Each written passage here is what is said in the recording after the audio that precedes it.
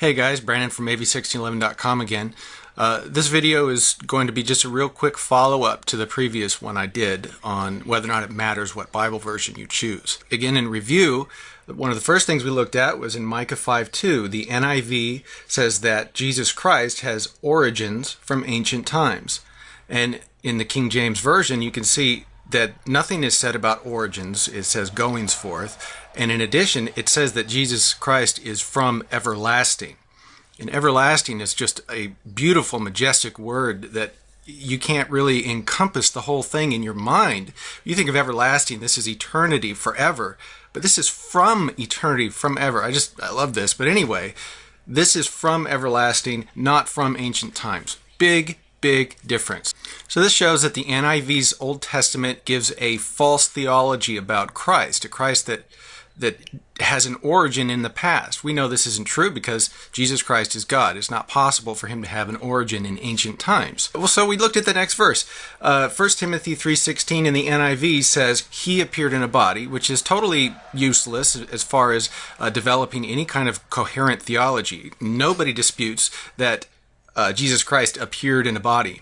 And the King James Bible says God was manifest in the flesh. And I know for some people that's the first time they've ever even seen that phrase, is when I showed it in this video. Some of you have gone through this a million times and you don't realize there are still people that are shocked that the Bible has this phrase, God was manifest in the flesh. Well, there it is, plain as day, black and white.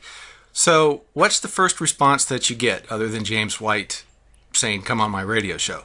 The first response is, but the NIV still teaches the deity of Christ in other verses.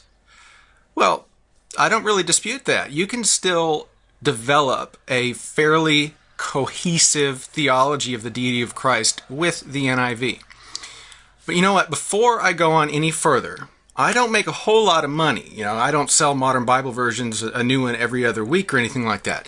So I need to run an ad here. So don't go away. Please just watch. Hey, Bob. What's this? Married 6 months and already your wife's using spaghetti sauce for jaws? It's okay, Pop. This is Prego. Prego, listen to me. The ingredients of a successful marriage. Garlic. It's in there. Little bits of real herbs and onions for that homemade taste. Pop, look, it's in there. And you need... Whoa, huh? It's in there. 100% natural Prego spaghetti sauce. Homemade taste. It's in there. It's in there. It's great, huh? Poor guy doesn't realize his marriage is doomed to failure. His dad comes in and says, look, you got to get your wife to cook you some spaghetti sauce. The guy says, no, it's all in there. It's great. And the father probably wants to bounce his grandkids on his knee in the future, doesn't want to create a problem. Oh, it tastes just fine. Well, what about these Prego Bible versions? I mean, is it really all in there? Well, in some cases, yeah. In the deity of Christ with the NIV, it's not completely gone. It's obviously weakened. I mean, you can't dispute this. He appeared in a body is nowhere near as decisive as God was manifest in the flesh. And let me point out also that even in James White's book, which I quoted from in the last video, he agrees that God was manifest in the flesh is the correct reading here. Although he goes to great lengths to defend the other reading, he appeared in a body. So what do we have? We have Bible versions with diminished support for key Christian doctrines. But is it even true? And I'm going to show you here also real quick. Look at this list. This is the magic marker binge that Westcott and Hort went on when they introduced the new Alexandrian text to Christian academia back in the 19th century.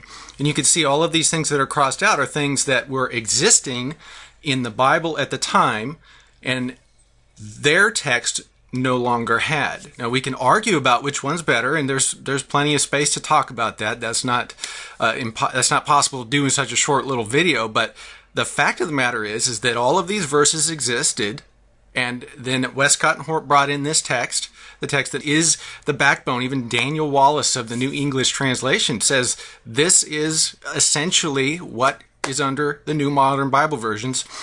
They remove all of this stuff. It's gone. Well, you are convinced that, you in the generic sense, are convinced that there are no missing important truths, and you can still prove important doctrines here.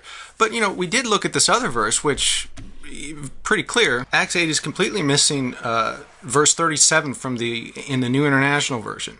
This is the only place in Scripture where Philip responds to this question, what doth hinder me to be baptized? There are no other verses in the Bible that tell you what Philip said here. In the NIV, it's not there. He just goes down and baptizes him. Now, you might say, well, we don't know if this verse should really be there or not. Well, that's fine, but you can't tell me that there are truths in the King James Bible that are not missing in the NIV. Just look right here, one verse completely gone. The only place where Philip responds to this question is gone. So it's just not true to say that everything is in there. Not that it really matters. Would you really buy the New International Prego version? It's in there? I wouldn't.